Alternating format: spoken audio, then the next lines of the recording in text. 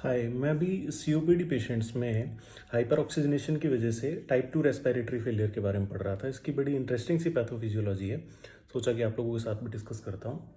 तो देखिए, इसके तीन मैकेनिज्म हैं। सबसे पहला मैकेनिज्म है डिक्रीज गैस एक्सचेंज। सीओपीडी के पेशेंट्स में क्या होता है, एल्वेलर डिस्ट्रक्शन और ब्लॉकेज ऑफ एयरवे की वजह से एक्सपिरेशन तो कम हो जाता है और CO2 रिटेंशन बढ़ जाता है। बेसिकली है ना, एल्वेलर डिस्ट्रक्शन की वजह से क्या होता है कि जो एल्वेलाइज हैं वो मर्ज होकर के एक लार्जर स्पेस बना लेती है, एम्फाइसीमा जो होता है ना, तो उसकी वजह से क्या होता है, एक्सेलेशन में दिक्कत आती है, एक्सेलेशन कम हो जाता है। और जब एक्सेलेशन कम होगा, बेसिकली एक आदमी इनहेलेशन के साथ में आपका ऑक्सीजन लेता है, एक्सेलेशन के साथ में आपका CO2 एक्सेल कर देता है। लेकिन यहाँ पर ऐसा नहीं होता। तो सीओपीडी के अंदर क्या है, क्रॉनिक CO2 रिटेंशन होता है। क्रॉनिक CO2 रिटेंशन की वजह से क्या होता है कि सबसे पहले तो आते हैं सेंट्रल कीमो रिसेप्टर्स, है ना, जो कि CNS में सिचुएटेड होते हैं। अब जो सेंट्रल कीमो रिसेप्टर्स हैं वो क्या होते हैं आपके पीएच के लिए सेंसिटिव होते हैं। यानी कि जब CO2 का कंसेंट्रेशन ब्लड के अंदर बढ़ता है तो पीएच कम होता है। पीएच कम होगा तो ये स्टिमुलेट होंगे और आपकी ब्रीदिंग रेट को अफेक्ट करेंगे। लेकिन यहाँ पर ऐसा होता है सीओपीडी के अंदर कि ये जो कीमो रिसेप्टर्स हैं जो कि प्रेजेंट है CNS के अंदर, ये क्या होते हैं, डिसेंसिटाइज हो जाते हैं। क्योंकि बहुत लंबे टाइम तक क्या है, पेशेंट के अंदर CO2 का रिटेंशन रहा है। जब ये डिसेंसिटाइज हो जाते हैं तो बॉडी क्या है, रिले करती है आपके पेरिफेरल कीमो रिसेप्टर्स पर, जो कि आपके PNS में सिचुएटेड होते हैं ना, आर्च ऑफ अओर्टा में सिचुएटेड होते हैं। जबकि जो सेंट्रल कीमो रिसेप्टर्स हैं वो आपके कहाँ सिचुएटेड थे, आपके ब्रेन स्टेम में सिचुएटेड थे।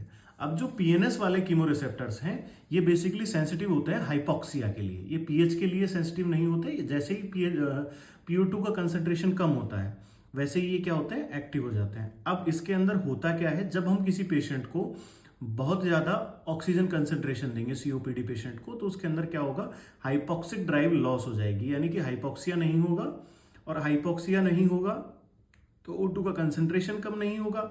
O2 का कंसेंट्रेशन कम नहीं होगा तो उसका रेस्पिरेटरी रेट डिक्रीज हो जाएगा और मिनट वेंटिलेशन डिक्रीज हो जाएगा, जिसकी वजह से क्या होगा, CO2 रिटेंशन है वो और भी वर्स हो जाएगा, है ना।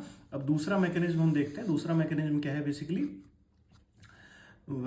ये है ventilation perfusion mismatch. Ventilation perfusion mismatch क्या होता है कि जो आपका लंग्स है उनके अंदर जो पुअर वेंटिलेशन के एरियाज है, यानी कि जहां पर एल्वेलर डिस्ट्रक्शन हुआ है वहां पर क्या है, हाइपोक्सिक पल्मोनरी वैसोकंस्ट्रिक्शन होता है। यानी कि जहां पर एयर नहीं जा रही है वहां पर ब्लड भी नहीं जाएगा। लेकिन ब्लड नहीं जाएगा और ब्लड किसकी तरफ डाइवर्ट होगा, जहां पर हाइपर ऑक्सीजनेटेड एरिया है ना, जहां पर अच्छा वेंटिलेशन है वहां पर ब्लड जाएगा। लेकिन अब होता क्या है, जब आप हाई फ्लो ऑक्सीजन देते हो तो ये मैकेनिज्म फेल हो जाता है और इसकी वजह से क्या होता है, पल्मोनरी वैसोकॉन्ट्रिक्शन नहीं होता है। क्योंकि अब हर जगह वेंटिलेशन हो रहा है, तो वेंटिलेशन हो रहा है, भले ही वो काम नहीं कर रहा है, लेकिन वहां पर क्या है, पुअर वेंटिलेशन एरियाज के अंदर भी वैसो कॉन्स्ट्रिक्शन नहीं हुआ।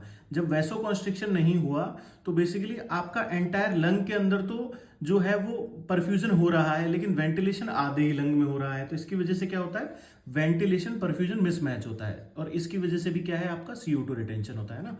तीसरे नंबर पे आता है आपका हेल्डन इफेक्ट। हेल्डन इफेक्ट क्या होता है, बेसिकली कि लंग्स के अंदर जब O2 का कंसेंट्रेशन बढ़ता है तो हीमोग्लोबिन की CO2 अफिनिटी कम हो जाती है। यानी कि हीमोग्लोबिन की CO2 से बाइंड करने की जो कैपेसिटी है वो कम हो जाती है। इस केस में क्या होता है, CO2 प्लाज्मा के अंदर रिलीज होता है और प्लाज्मा CO2 का कंसेंट्रेशन बढ़ जाता है, जिसकी वजह से भी अल्टीमेटली क्या होता है, आपका CO2 रिटेंशन बढ़ता है। तो ये तीनों के तीनों जो मैकेनिज्म है, ये तीनों के तीनों मैकेनिज्म कंबाइंडली क्या करते हैं, आपका ऐसे पेशेंट्स के अंदर टाइप 2 रेस्पिरेटरी फेलियर को लीड करते हैं।